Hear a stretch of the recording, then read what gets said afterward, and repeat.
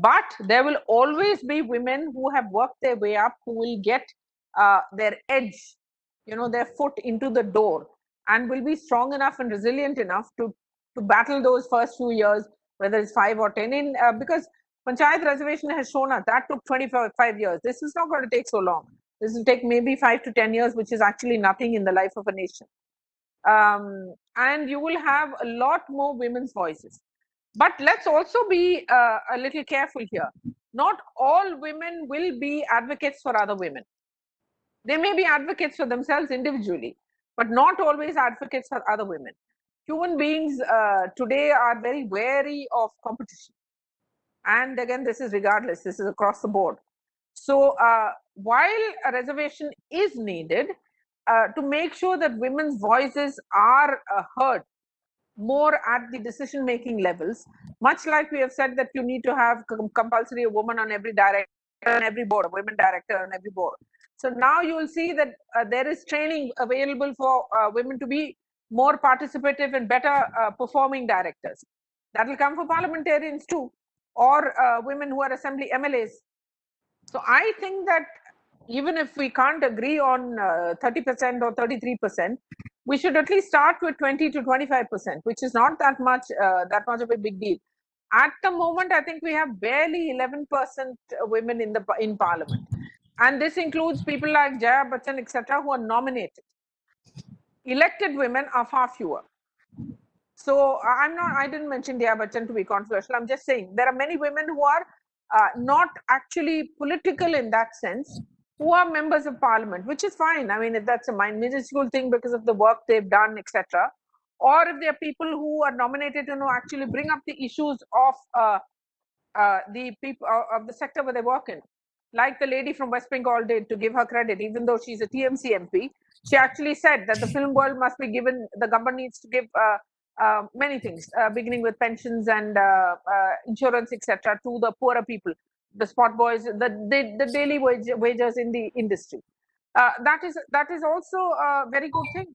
Actually, strangely enough, it is the TMC that has the maximum percentage of women MPs that were elected in the last elections to the center.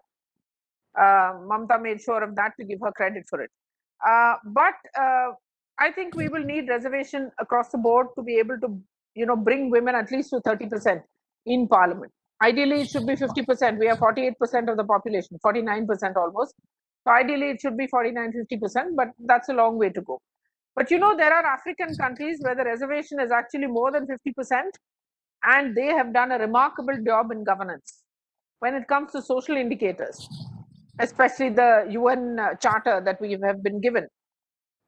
Women seem to be better at governance, less corrupt, even harder working, I'm told. Definitely more so.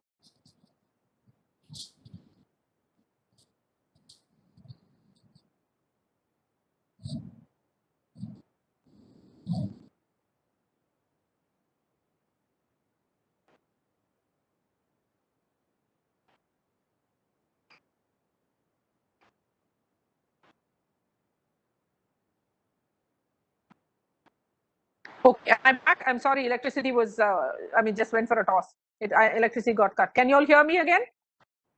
Yes, ma'am. Okay, fine. So I'm saying that women are supposed to be in many ways better at governance. It is true that women adapt to training much easier, because I think it's in our DNA. We've been told that we have to learn, and we listen to instructions.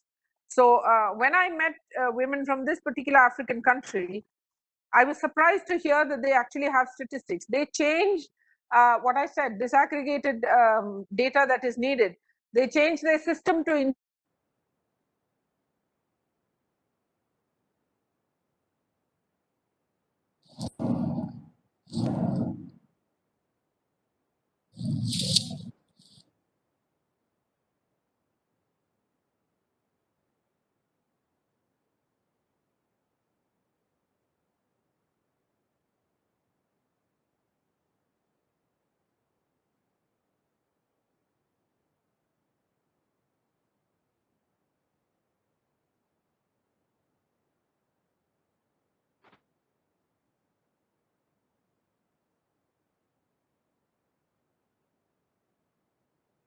One of you could take over, please, till he comes back on. I went into a patch where Yeah, okay, you're back. I lost you for a moment, but somebody sent a question here. Says, thanks, ma'am, for an enlightening and dynamic presentation. But uske baad, I don't see anything else. It was just a compliment. No, here it's coming. Despite reservations in Panchayat, the active participation of women in politics has not been ensured. They become sarpanch and get other positions, but the work is mostly done either by their partners or sons. What should be done to ensure their active participation apart from reservation? This is the question. Apart from reservation, what needs to be done? I think that Lalita ji already told us how women need to be empowered from home, right from childhood. And I think she said one thing which really struck me, which is that you have to raise your daughters to believe that everything is possible for them. You can't raise them to think that they have a restricted scope to do well because they are girls. I mean, anyhow, go ahead. I just wanted to summarize what you said, but go ahead, please. Yeah. Thank you, Makaran, and thank you for the question. We need to train women. The MPs whom you see, or the MLAs, or the panchayat leaders you see, the men, they've been around for donkey's years, for 20, 30, 40, 50, 60 years. So they've been trained on the job. Now, women are expected to come in trained. I don't know why, but I think the expectations for women are always greater, even though probably the more the gender bias, the more the expectation seems to be from women. You need to train them. You need to tell them that in a short time, this is what you need to learn. For the women who are still allowing, who are just naam ke vaste, we call them sarpanch patis, the guys who come and sit. You need to teach you first. The others in that panchayat should be strong enough to say that no, you keep quiet. It's not your business. You don't have the right, the legal right. They actually don't have the legal right to be able to make decisions on behalf of their wife unless it's given in writing. And there are laws even there. So that's one thing. The second thing is that the women who have been elected to panchayat, not always only the sarpanches, they need to be trained. Much like educated women like me, etc., at this level are being trained to be responsible and proactive directors or independent directors, as they say, on the boards of public limited companies. So you need to do skills training, a huge amount of skills training for women. You need to teach them to use the internet first. That's one of the most important things. You need to teach them that this is what a budget is, this is what the work is, this is what you can do. Women will ask questions much like men. But the moment a woman asks a question, you are told, "Arey, you don't know anything, go away. You're just a dumb woman, your pati will do the work." So they give in.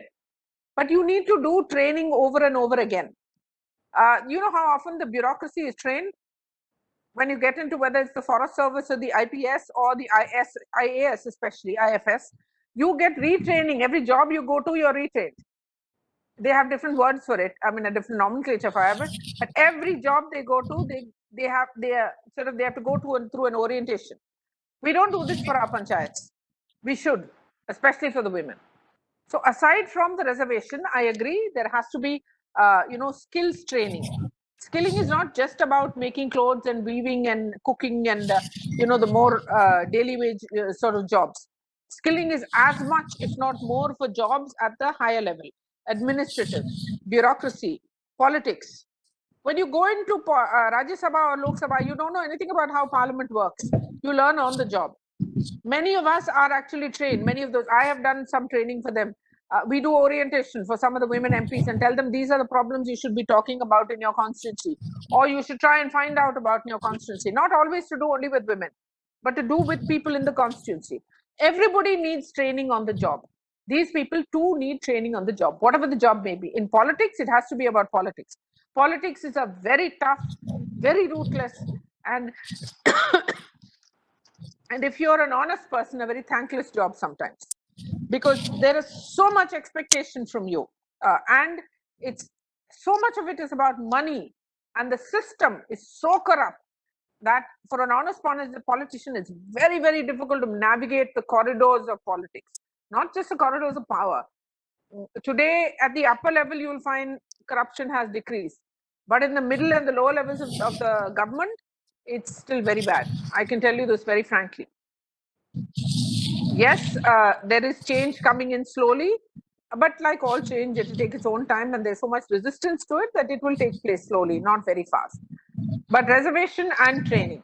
Any woman who's elected, whether it's parliament, whether it's panchayat, whether it's just the village council, like in the northeast, etc., whether it's at the MLA level, you have to be trained. The job I think requires that is training. a very, very important point. Exactly, the training and retraining.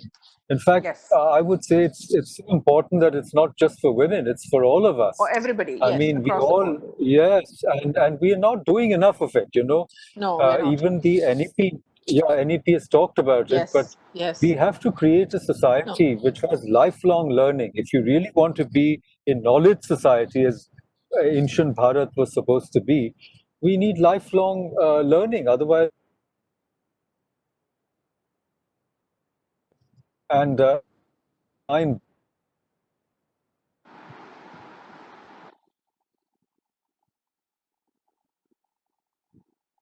We've to get lost it. thrown out of jobs. The Yeah. government is racing to suspend or annul protection laws, including hygiene and safety in workplaces. And so he's saying then what is to be done? How do we protect the jobs of women if the labor protection is being thrown out of the window? That's his question. Whose question? Oh, acha, somebody's asked Dr. a question. Subramaniam. Yeah, Dr. Subramaniam. Okay, sorry. One of our fellows, and it's by the way, it's the Indian Institute of Advanced Study. It's not administrative. We have nothing to do with administration, thank goodness. But I'm just saying, we are a bunch of academics who usually, I mean, have very little to do with policy. But I think we've been trying to make some amends and trying to get a little more real and do work which has greater bearing on our social and political and other concerns, governance concerns. Go ahead, please. Okay, thank you. Sorry for that mistake. I've noted it. I won't make that mistake again. Now to Mr. Subramaniam, who's asked this question. There are laws regarding women in the workplace, and if the government is trying to get rid of the laws, especially in states, I think UP has done this quite a lot in a couple of other states, where they say that there is no bar on hiring and firing. Then we need to make sure that women are those who are actually hired, which means that you build their skills, and again, repeatedly build their skills, not just at one go, which means you make women more employable. One of the problems and one of the complaints from a lot of employers throughout the country is that you have BAs and PhDs and BScs and MScs, etc., who are really unemployable. They take not Satyam, Infosys once said that they give them not 6 months, they thought 6 months training on the job would be enough. Many of them need at least 10 to 12 months. And these are people who are already very well educated, already supposed to be very skilled. So you need to ensure that if you want, for example, a woman, agricultural farm labor, let's not look at the upper end, look at the lower end. That woman needs to be trained. It's not enough that she learns on the job. Make sure that there is skills training for daily wages, whatever the training may be.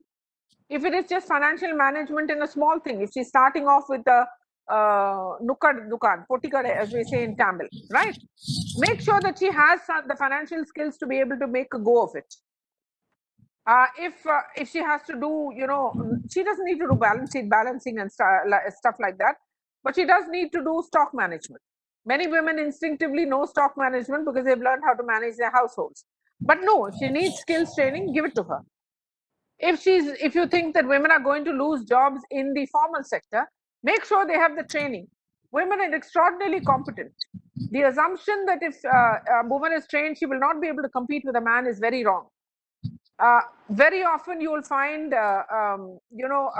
many of these e-commerce companies will tell you that they have more women sitting at helplines than men, because women work harder, they take shorter breaks and fewer breaks, and they are not as argumentative if they have to do 15, 20, half an hour or more.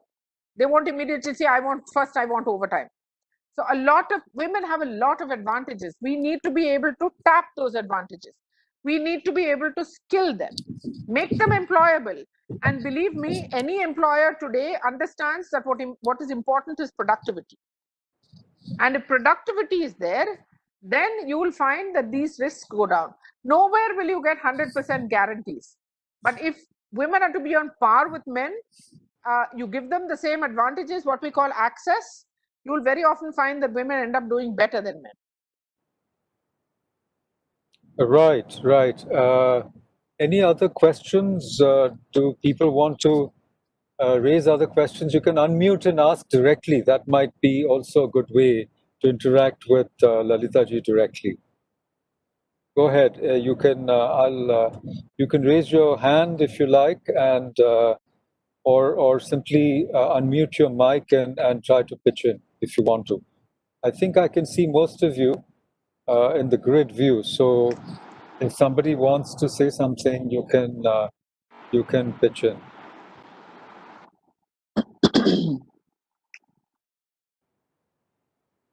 Sumandeep ji, did you have something to say?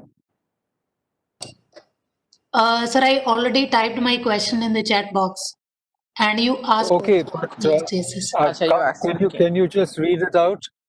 Sir, you read my question. Domestic violence. Yeah, domestic violence, right? No. This was regarding these reservations in panchayats that I. All right. Yeah. That's done. That's done. Yes, we did that one already. Yes. Somebody, they were writing a script and all that. I don't know who that was, but oh, that is our Dataram ji. But for a minute, I read it in Hindi and I said, "Patani, who is abusing us?" And then I realized it's only a script, you know. So, Professor Purohit, will you want to say something? Go ahead. So, I've written chat.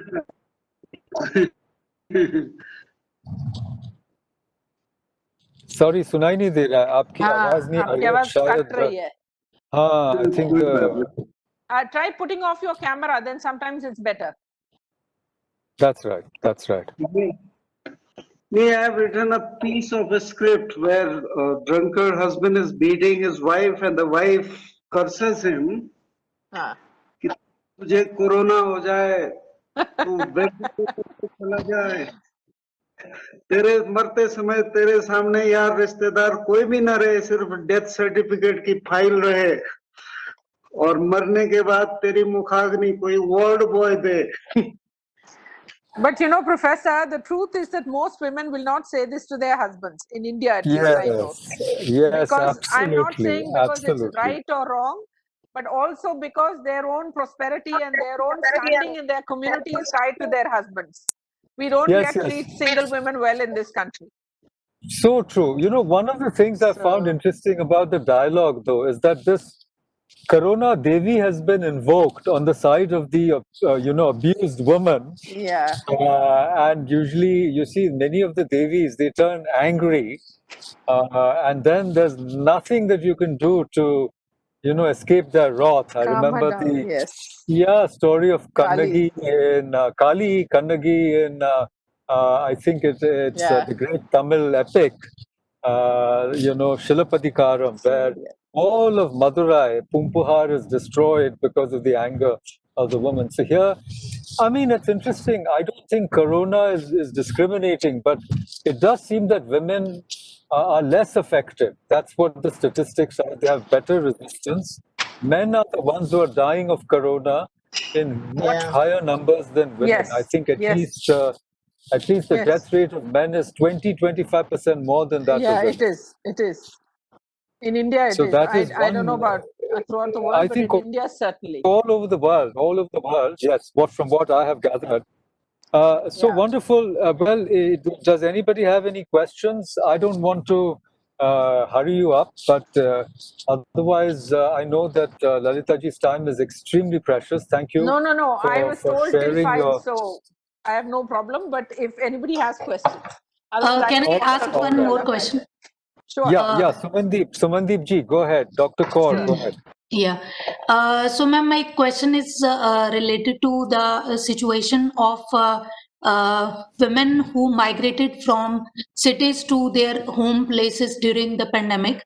So, I mean, after the pandemic, how do we see their situation as compared to men? Like when they return back to their workplaces and women return back to their workplaces. So how it would affect them? Like, would there be some kind of difference when we see how it has affected men and how it has affected women? See, if you have women who are unmarried women or women, older women whose husbands have died, etc., or have just not got married, their status will be different from those who are coming back as wives with their families. At the moment, what is preventing women from returning to work is the fact that transport systems have not yet come back to normal. The railways in certain cases has introduced a far greater number of trains than were there before. For example, to Delhi and parts of UP and Gujarat and to Andhra Pradesh. And now I'm told not so much Tamil Nadu as Andhra Pradesh, because labor is going back to those areas. So women have, but you can't change a cultural system so fast. So it is first the men who will go back to work, and then probably single women who will go back to work as casual labor, as maids and cooks, etc., etc. They are the ones who will get the first chance. When they go back, well, I'm told one of the biggest things is going to be accommodation, because everybody is very, very wary about letting anybody into their house who may have had COVID. And the people coming back from the villages are not all going to go and have a COVID test and then come and say, "Acha, we have come back to work." They don't have the money, they don't have the access. So this is a problem that I think probably employers may have to pitch in. Now, I don't know how far my suggestion is practical, because I myself, I mean, if I had, for example, live in this thing, I am very strict. I don't allow them to go to the markets and all yet, because I don't want to get infected. I am compromised because of my cancer, etc. early. Of course, now I'm fine, but nonetheless, it is, I have what is called comorbidities, and many people do, not just me. So I'm told that the greatest problem they will have is actually finding accommodation to stay. I suppose here again there has to be citizens associations and government who steps in, because at the volume that we are talking about, individuals cannot do it. So eventually, I mean, this problem will need to be brought to the attention of state governments and the center, and they will have to deal with that. Because people also want them back. I mean, you know, everybody wants to open up. All businesses have taken a hit. Small, big, medium, doesn't make a micro, doesn't make a difference. So as they want their labor back, you will hear of many people actually flying their labor back, in buying them air tickets, etc. But what may be problematic more than even travel is the accommodation. I guess, you know, even accommodation, because of economic compulsions, they will slowly start becoming more easily available. But there's no surefire remedy for this. The government will have to do whatever it needs to ensure that industry and businesses come back on track. Yes, thank you. Professor Chahal, did you have something to say?